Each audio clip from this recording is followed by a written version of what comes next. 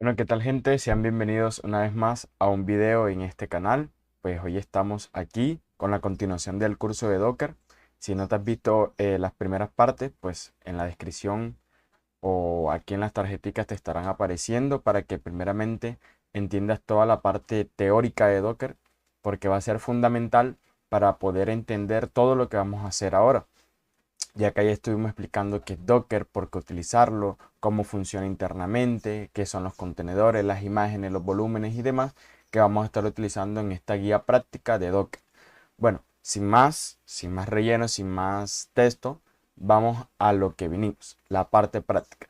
Primeramente, para aprender a utilizar Docker, pues obviamente debemos de tener instalado cierto Docker para poder tener todas sus cualidades, sus características y obviamente poder utilizarla.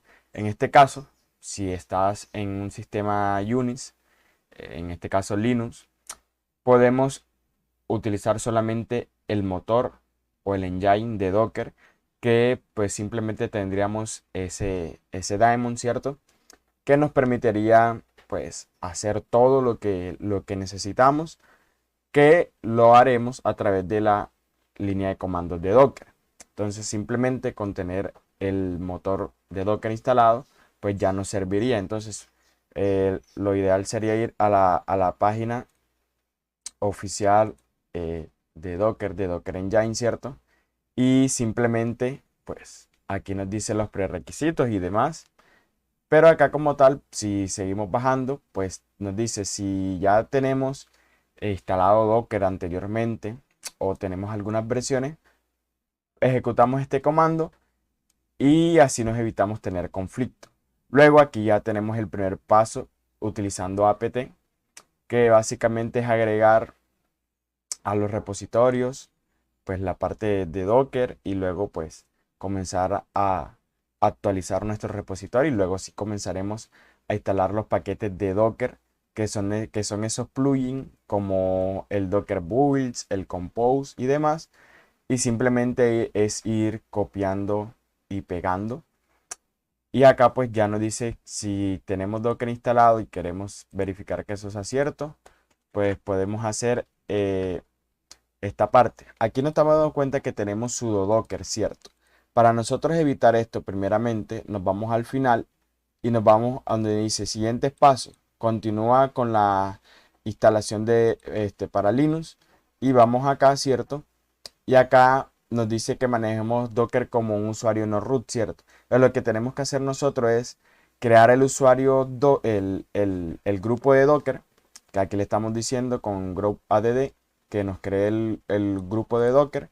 Y luego a nuestro usuario, mire que aquí estamos utilizando el user mod, el AG, que sería append group, la G mayúscula es porque hay un grupo secundario, a Docker, eh, al grupo de Docker vamos a agregar nuestro usuario y luego, pues como tiene que actualizarse la sesión en la terminal, hacemos new group Docker y luego ahora sí podemos hacer Docker run del Hello World. Entonces si probamos así, porque ya pues todos estos pasos lo he hecho porque trabajo con Docker día a día, nos damos cuenta que aquí ya tenemos este Docker funcionando y es nuestro primer contenedor. Entonces, si nosotros hacemos Docker-version, nos vemos que tenemos Docker version, la 29.1.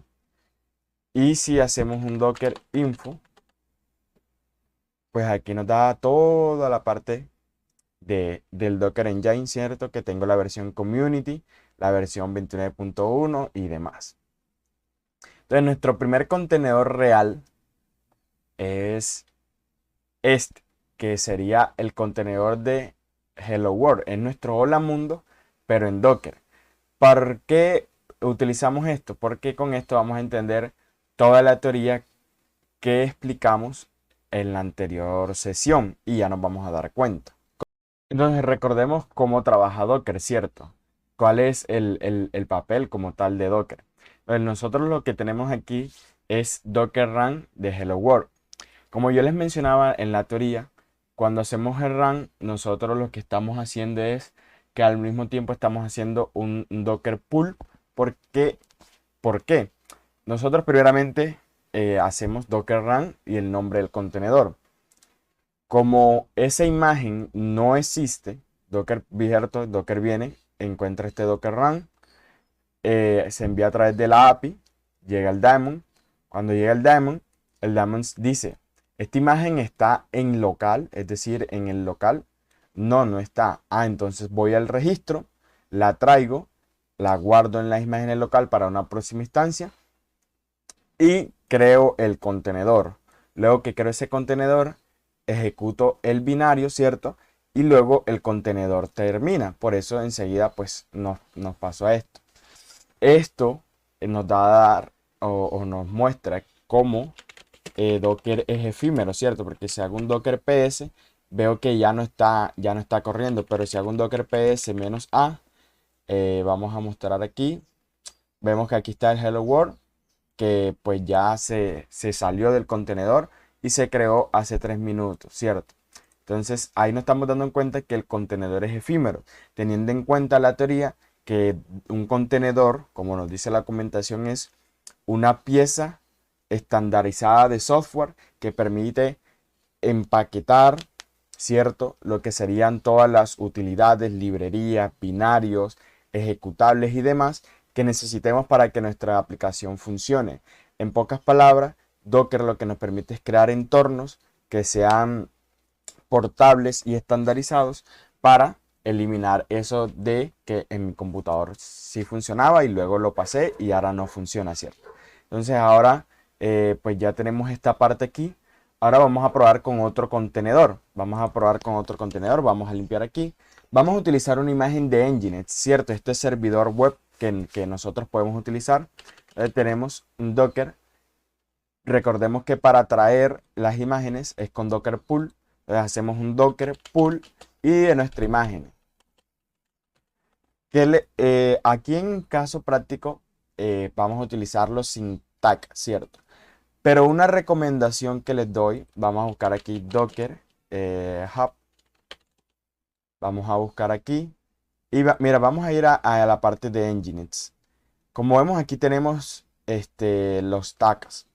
No les recomiendo que para producción y para sus proyectos utilicen las imágenes sin tag.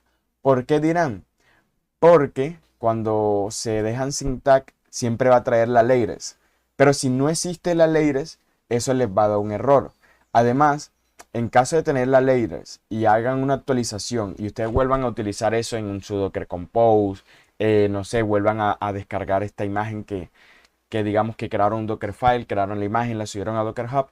Si hay un error en la última versión, ustedes no van a saber cuál era la versión que ustedes tenían anteriormente y no van a saber cómo hacer ese rollback, ¿cierto? Entonces, si nos estamos dando cuenta, pues es muy peligroso tener el layers activado. Entonces, pero en este caso, como simplemente es ejemplo, no importa. Entonces, ¿cuál sería el proceso? Hace un Docker pull, se comunica a través de la API. El daemon dice, esta imagen está en local. Si está, no hago nada, pero si no está, voy al registry, en este caso Docker Hub, y la guardo en local y listo. Ahí tendríamos, entonces si le damos un enter, mira que aquí nos está diciendo que por default está utilizando el tag de layers y pues en mi caso no estaba totalmente en el registry, sino que estaba en local porque nos dice que ya existía, ¿cierto? Entonces ya se almacenó en layers y ahora podemos utilizar esta imagen sin volver a bajarla cuando hagamos el Docker Run. Entonces nosotros vamos a hacer lo siguiente. Le vamos a decir a Docker que queremos correr un contenedor, que lo queremos en modo detach, es decir, que cuando yo ejecute mi contenedor no se quede pegada a la consola y me deje seguir utilizándolo, es decir, que lo envíe a modo de segundo plano o a un modo desatendido.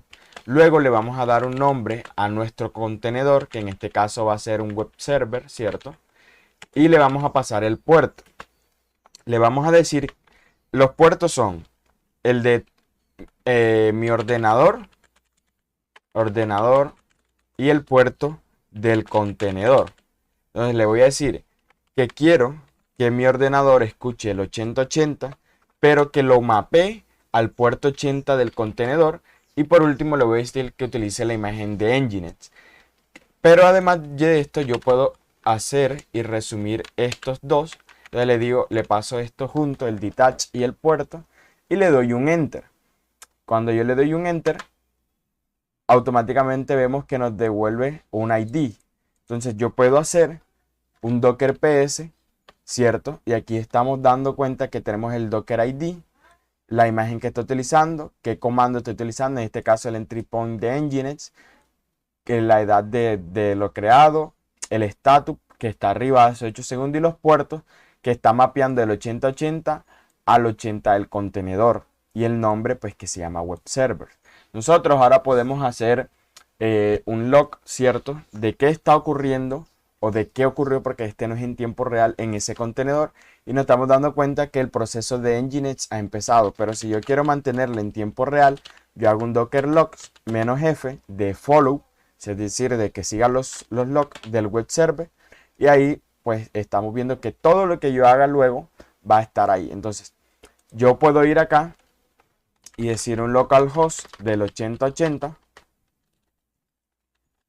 recargo y vemos que aquí nos acaba de mostrar los logs, ¿cierto?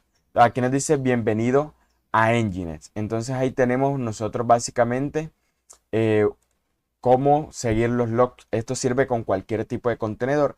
Y un punto a tener en cuenta, recuerden, es que si el proceso no está en primer plano, no está mandando logs, el contenedor le va a pasar como el de Hello World, se va a terminar, ¿cierto? Por eso nosotros más adelante, cuando estemos utilizando Nginx, nos vamos a dar cuenta que vamos a utilizar una configuración que le vamos a decir que nunca se vaya a modo segundo plano o modo demonio, ¿cierto? Para salir de aquí le doy control C y listo. Entonces ahora lo que nosotros podemos hacer es entrar al contenedor. Entonces nosotros vamos a decirle a Docker que nos ejecute de manera interactiva, que es la I, que nos ejecute también una terminal. A esta terminal, recuerden que antes para los computadores eran terminales, ¿cierto? Era esa máquina y se conectaban a través de terminales. Esto fue el concepto que se ha tomado también en el desarrollo, pues las terminales virtuales. Entonces le decimos que vamos a entrar a web servers y que vamos a estar utilizando lo que sería SH. Cuando nosotros entramos, nosotros aquí podemos listar. Vemos que tiene lo mismo como explicamos en la teoría. Tiene el contenedor, ¿verdad? Luego que la imagen tiene su propio sistema de archivos y demás. Y además, que este contenedor se está convirtiendo en un proceso aislado al mismo tiempo. Entonces ahí nosotros tendríamos la forma de que si necesitamos hacer algo en el contenedor, podemos hacerlo. Más adelante cuando ya estemos utilizando contenedores, vamos a utilizar el debugging, un debugging real de nuestros contenedores. Entonces vamos a salirnos, vamos a detenerlo. Si yo quiero detener el contenedor, le digo docker stop, le digo que va a detener web servers y si hago un docker ps, como vemos ya no está. Para levantarlo nuevamente le decimos docker start y le decimos que nos levante el web server. Damos un docker ps, como vemos ya lo levantó. Ahora, si queremos eliminar el contenedor, nosotros podemos hacerlo de la siguiente manera. Si está andando, nosotros podemos darle un docker rm-f de web servers y si ahora nosotros venimos a docker ps no está y al "-a", pues nos damos cuenta que ya tampoco está. Ya acabamos de eliminar el contenedor directamente.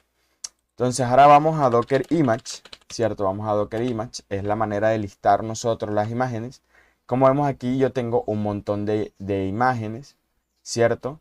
Que pues puedo eliminarla. Yo tengo aquí la última, Alpine, el agente de Azure y demás. Pero si vemos, Nginx está desde hace mucho tiempo en local. Entonces lo que yo puedo hacer es decirle a Docker que quiero remover una image. Entonces sería RMI de remove image y le digo el nombre, que sería en este caso Nginx. Entonces, como vemos, acaba de eliminar la imagen y todas las capas que estaban guardadas en mi ordenador, tanto la layers como las capas que estaban, ¿cierto? Pero además de eso, yo con docker image puedo hacer un docker prompt, que este docker prompt es que me elimina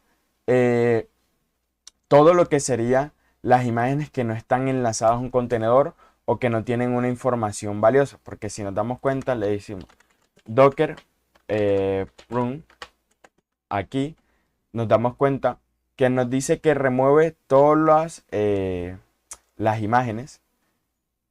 Aquí podemos pasarle el guión F, el guión A, pero vamos a darle en image para que nos demos cuenta qué es lo que vamos a utilizar.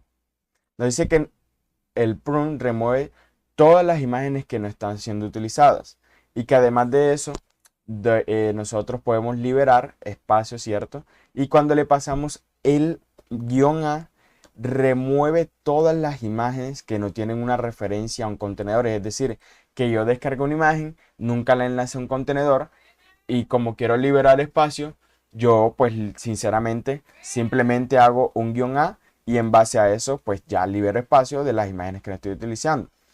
Aquí cuando hacemos simplemente el docker image, removemos simplemente las capas que no están relacionados a un tag como tal. Eso es a lo que hacemos. Entonces, si yo hago un docker prune, dice que no encontró imágenes que, bueno, lo escribí mal. Entonces nos está diciendo que si queremos remover todas las dangling image y nos dice que si estamos seguros de continuar, ¿cierto?